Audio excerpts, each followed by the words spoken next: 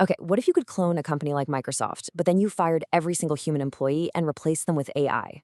Well, that's not just a wild thought experiment anymore. Elon Musk has actually turned it into a reality. And the name he gave it? Macrohard. Yeah, that tells you exactly who he's going after.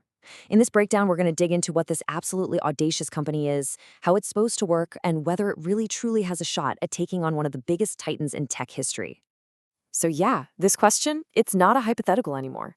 It is the absolute core idea behind Elon Musk's brand new venture, Macrohard. It's a software giant that's being designed from the ground up to do everything that Microsoft does, but run completely, 100% by artificial intelligence. So where in the world did an idea this wild even come from? Well, to get Macrohard, you first have to get Elon Musk's long and, let's be honest, pretty complicated history with AI. This journey has been building for a while now. It all kicked off back in 2015 when he co-founded OpenAI, remember, as a nonprofit for the good of humanity. But by 2018, he was out, worried about where it was all headed.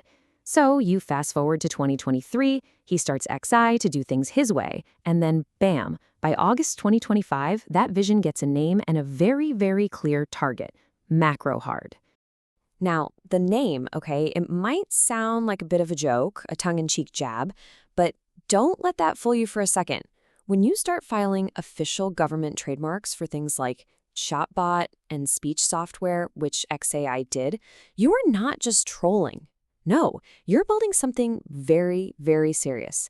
This is a real company with a real and, frankly, ridiculously ambitious mission.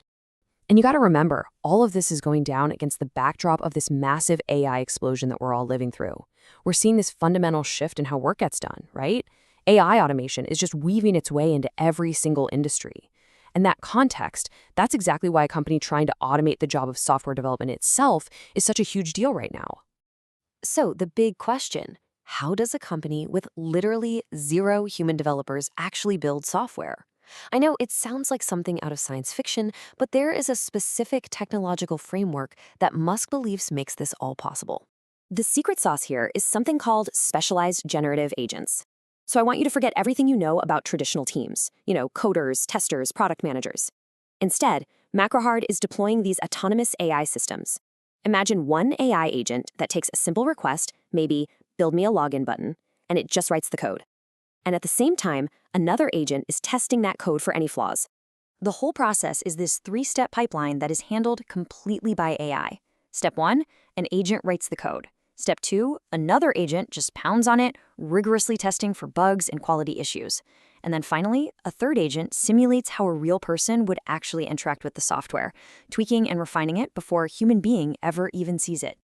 Of course, an AI factory like that needs an absolutely incredible amount of power to run. And this is where Elon Musk's ambition really becomes crystal clear. You see, he's not just building a company. He is building an unprecedented digital empire to power it. 2 gigawatts. That is the planned compute capacity for XAI's data center down in Memphis, an expansion that Musk, of course, cheekily named Macroharder. Now, to put that number into perspective for you, that is enough electricity to power a small city, all of it dedicated to just one thing, training these AI models. And oh, it does not stop there. The plan, the actual roadmap, calls for getting 50 million high-powered GPUs over the next 5 years, and the stated goal? It's to have more AI compute power than every other company on the planet combined. This isn't just about competing anymore. This is about aiming for total, absolute dominance in AI infrastructure. But here's the thing. Having all the computing power in the world doesn't automatically guarantee you're going to win, especially when your target is one of the most powerful and deeply entrenched tech companies in human history. So what we've got here is a classic David versus Goliath showdown. Okay, so the battleground is pretty clearly defined. Macrohard's whole pitch is about disruption. It's about full automation leading to faster, cheaper development. But on the other side of the ring, you've got Microsoft, and their strengths are just formidable. They have decades of trust with big companies, a massive global ecosystem, and, this is the kicker, their own huge investment in AI through that partnership with OpenAI. And that, right there, brings us to the central, most delicious irony of this entire story. Elon Musk is now in direct competition with Microsoft, a company that is being supercharged by the very AI company he started and then walked away from. I mean, you couldn't write a more compelling corporate drama if you tried. All right, so with the stage set and the battle lines drawn, what's the final verdict here? Can Macrohard actually pull this thing off? Let's try and separate the incredible hype from the very real, very steep hurdles this company has to overcome.